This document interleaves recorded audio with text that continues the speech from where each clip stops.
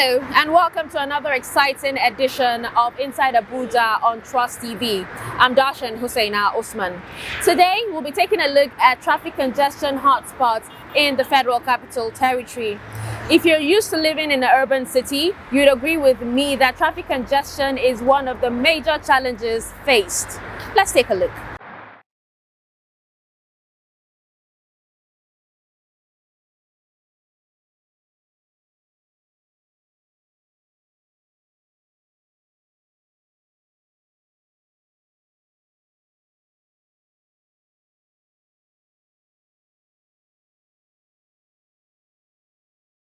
Congestion means blocking the way or obstructing the flow or movement of something.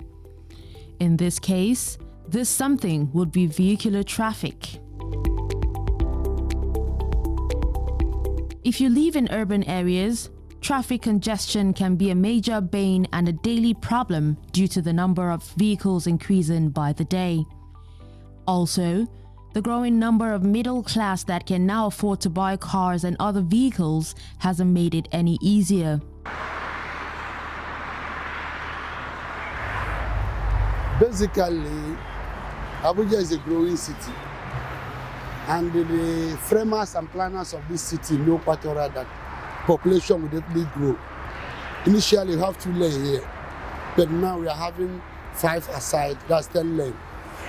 And if the engineers or the management of Abuja can look inward, the wings, like this lane now, they can put other service lane to estates behind those lane to both sides, so that the main 4 lane, that's 4, that's 8, will be free. As time goes on, they may look for another alternative. But the earlier I came to Abuja, I've been hearing railway line. They may enter another phase of having rail inside the cities as a modern city. Most of the challenges that car owners or users of this road face on a daily basis is as a result of the corner at that end point when you are about to navigate going towards the city center. You have a double lane over here, but when you get close to that side, you discover that among all the 4 vehicles that will be coming, you have only 2 narrow escape that you can take to corner the road. That is what is causing the congestion towards these axis of the road. The government have to look into the way of, if they can expand that space, that narrow space, to be a little bit wider, to accommodate at least 4 vehicles the way they are coming in, it will help. With over 3.6 million residents in the Federal Capital Territory, traffic congestion is becoming a critical problem as the average driver loses 2 to 4 hours in a day to traffic, resulting in gallons of wasted fuel, thereby putting a strain on the economy. Wasting the time of motorists and passengers, also known as opportunity cost, delays which may result in late arrival of employment, meetings and education, resulting in loss of business, disciplinary action or other personal losses are also some negative effects of traffic congestion. Some residents believe that expanding rail transit systems and intercity train services would help free up some road space. But how can government improve these dense urban areas? Actually, even government itself know what to do to make the traffic off out of Abuja, even not even Abuja, even all the other states. What government is supposed to know to do is that government know most of the people that come to town in the city center every day. You just look at most of the parastatal that you know is not relevant. Really, you disperse them to the other local city. That's Kuje, Gogolada. You just when you say, the population of people that come to town will reduce, because when you disperse and other people that know their business, they don't have much doing in town. They will arrange themselves. There is not every time that people must come to city center before they come to work. Actually, the traffic, you can see most of the cars now because of the congestion has broke down. And the road, when people are, some people don't get to the office in time just because of the traffic congestion. I don't know if there will be a provision, maybe like train or more buses, because like this small taxi cannot accommodate the workers. That's why when you come to some of the junction, you see congestion of passengers rushing to go to the, and these small cars can only contain 4 or 5 passengers. So the government really need to do something. Provision like that train will be okay, because I know I've not been to the, but in some of the urban countries, I see the way I watch films. I see the way they operate. Some of the workers, and some people should limit going to the offices with car. And by provision of those things, I know the limitation of going to the offices with car will be limited. And all those things, when you park your car, you see in one house, 5, 6 cars will be on the street. So when there are all those trains, at least all you need to just come out, board the train, go to office. When you are coming back, board the train and go back home. It will ease off the traffic. Areas like Saitek Expressway, Lokogoma Junction, Berger Roundabout, Gudu Junction, City Gate, Area 1 Roundabout, Airport Road, Lugbe, Nyanya Maraba Road are notorious for traffic congestion and gridlock in most cases, especially during rush hour. It gets so bad that FRSC officials, several road traffic marshals, and willing citizens are deployed to rescue commuters in instances where continuous queues of vehicles block an entire network of intersecting streets, bringing traffic in all directions to a complete standstill. The traffic situation in one part of the country differs from one another. Here in Abuja, we have satellite towns, and these satellite towns are full of people working in the central city. And because of this, you have a sort of convergence at any particular time, especially during rush hours, early in the morning and towards end of the day in the evening. People will be coming from Lugbe, Axis, from Dusi, Alaji, and all other satellite towns like that. Because of this, the peculiarity of the traffic situation here is such that in the central area, most of the areas are congested early in the morning, because people living in those satellite towns have to come here to work and leave in the evening for home. So the traffic situation has one kind of a situation where FRSC has to man those black spots on time. That is what we do most of the time, so that we wake up early so that the traffic meets us there. If you allow the traffic not to meet you there, if you meet the traffic there, it will be very difficult to control traffic that particular day, almost all through. So the peculiarity of this particular, and the roads are very, very fine, very good roads that people coming from those satellite towns too, you see them, they can speed. And that is why most of the time you see pocket of crashes here and there from those areas, coming from airport roads, coming from other areas where those satellite towns, and even within the town, because of the congestion, because of the nature of the central area, you see people trying to outsmart each other, and there you see one crash here and the other. So it's such that without proper management, you will not be able to manage the affairs of the motoring public. When you talk about FCT and its peculiarities in terms of traffic management, FCT is one city that the movement is such that in the morning you have the peak period, in the evening you have the peak period. because of how the city was planned. In the morning, people come from the satellite towns and neighboring states into the city center. The same thing in the evening, you see them moving out from the city center to either the satellite town or the area councils or the neighboring states. This causes a challenge to traffic managers because at this peak period, a lot of people are on the roads, vehicular movement, and even those pedestrians. You see many of them on the roads, heading home or heading to office. So the way we look at this challenge is that we have made every effort to post so many people to traffic departments. Many of our personnel are into traffic management. And at the same time, no officer will feel that he's not concerned with traffic matters. That is why we are called road traffic services, unlike in other states where you have vehicle inspection officers. Perhaps it's the peculiarity of the state, the territory, that made the name to come up the way it is.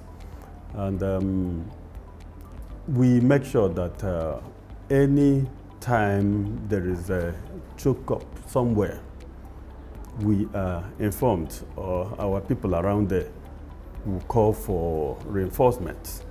We'll send more of our men to make sure that they control the traffic situation at that particular point in time.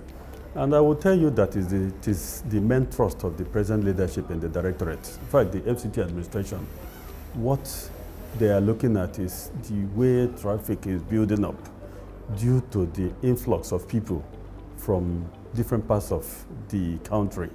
With the insecurity situation, people feel that ABUJA is relatively safe.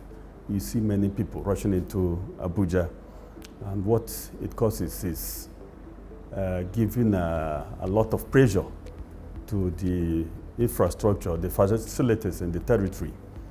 When government was planning of, say, 5 million people, and you're having up to 7 to 10 million, it's a challenge. With the situation, government will not relax, or the people entrusted with this responsibility will not relax. Ideas are coming up. New innovations are coming up every now and then, and we're implementing them. Recently, there was a change of mantle of leadership in the directorate. The reason given was a lot of effort was not given to traffic management. That was why I told you is the main thrust of the present leadership. In no distant time, you see a lot of improvement. If you look at what is happening at the moment at the airport routes, you will discover that a lot of effort is being put in place to ensure that all those infractions are being removed or nipped on the bud. As traffic congestion continues to exact a huge toll on our country's economic vitality and quality of life, even the FCT has tried for years to reduce congestion and is doing whatever it takes to find a proper solution for this menace. The problem of congestion also leads to hazards to roads and humans, especially environmentally. Road traffic emissions produce greenhouse gases like carbon monoxide and nitrogen oxides, which contribute to global warming, and traffic fumes that contain harmful chemicals and pollute the atmosphere. Hence, reducing traffic congestion can improve air quality. For any traffic buildup, there must be a reason.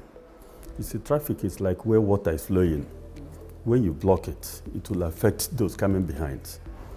And oftentimes you see all these commercial drivers, either they stop to peak. Just a second is enough to cause traffic buildup. What we normally do is to send our men immediately to push such vehicle out of the roads. And we encourage everybody, if it happens, call for assistance. Make sure that the vehicle is removed from the road. And when you don't do it, you might not understand the kind of damage you've caused the society. Because any minute that one misses in his office what he must have contributed to the GDP will be affected. So you will not talk about economic growth without mentioning the role of transportation. And it's such that they are together. If your economy must grow, your transportation system must also be effective. That's why every growing economy will talk about having efficient and effective transport system. And people who drive it is our personnel. Just like in FCT, you talk about the Directorate of Road Traffic Services personnel. We are the ones who drive it. That is to tell you we contribute so much to the economic growth of FCT. And at the same time, when there is any hindrance, when there is anything that in one way or the other affect our operation, the person involved might not understand. That's why we always encourage people like you in the media to help us to educate the public the more, so that anything you are doing, it will be in your subconsciousness that you are really causing a lot of havoc to the economy. You are really not treating the society well. You are supposed to contribute positively and not negatively. When all of us work in a manner that, at the end of the day, people around us understand that we are doing very well, it is for the good of our economy. So that is what we always preach. Increasing population, narrow roads, improper lane management, proper public-private lane segregation, high supply of vehicles and illegal parking are also some of the reasons for traffic congestion in the FCT. Broken down vehicles, roadside vendors or markets, these and more lead to traffic congestion. Well, what we have here is a attitudinal problem. We tend to always be in a hurry and going nowhere anyway, because the time you think you are saving could equally be wasted at the long run. Until we find road safety as an ethical thing. Most people who drive on Nigerian roads, not even Abuja road, they believe that it's only when you see a law enforcement agent that you are supposed to behave. Meanwhile, in some developed countries, it's already ethical, it's inbuilt. You already know what is right for you, and you abide by it. You come up, you enter the road, you maintain the speed limit, you use your seat belt, you do not overtake, you do not face oncoming traffic. And I think we'll get there. The problem here is that the fines we have seen are not serving as enough deterrent to the motoring public. If you are booked for phoning on wheel, probably you are asked to go and pay 4,000 naira, which is shaking to so many people. Some people can even afford to give you that money right there and proceed on their journey if it's allowed. So, but by the time we start to put in so many other measures, like asking people, and that is why sometimes ago the Corps Marshal found it very suitable to have what is known as Operation Cobra in FCT Air for certain offenses.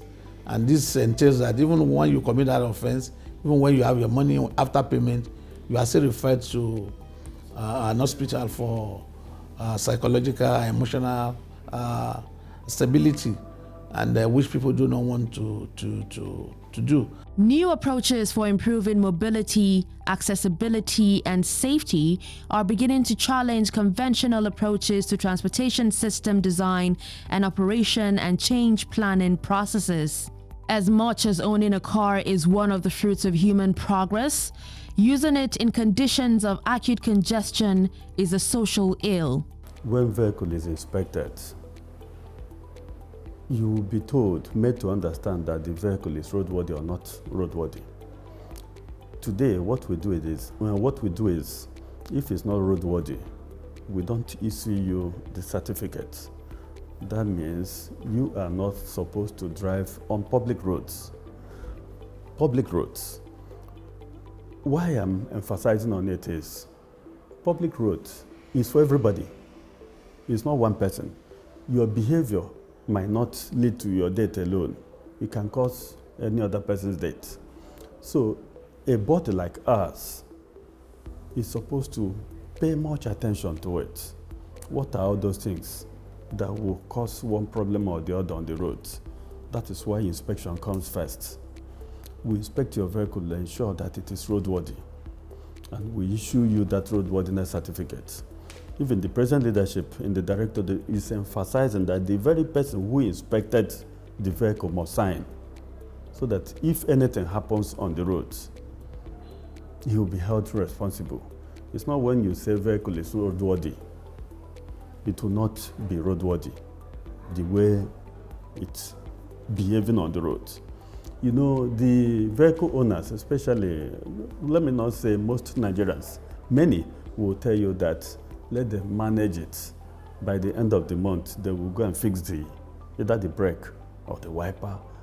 Even some will go as far as telling you, wiper, is it not dry season? They don't need it. Meanwhile, they need it. When there is much dust, you can still use that wiper with your water to clean it.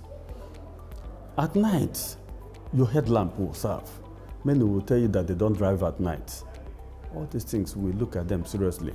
Somebody will come and tell you that your men have stopped him because they said he has worn-out tires.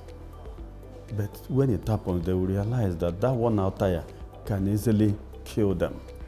Nobody prays for that. Government make sure that we perform our function so that we'll still save life. All these things are in the interest of Nigerians. So when you talk about roadworthiness, it is done in such a way that we will reduce carnage on our roads, and emphasis is placed on it. That is why from time to time we look at what we are doing as far as inspection is concerned. We know whether we are getting it right or wrong. We know where to get it better or not to go higher than we've been doing. That is the essence of having the Directorate of Road Traffic Services, seeing inspection as a major function. And that is what we do in Abuja, and we'll continue to do it. So, by encouraging mass transit, opening more exit lanes, creating freeway lanes, various road rehabilitation, and construction of bridges, traffic congestion will in no time become a thing of the past in the Federal Capital Territory.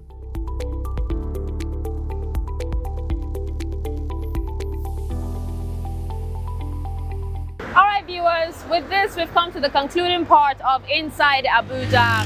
Until next time, I'm Dashan Husseina Usman. Thanks for watching.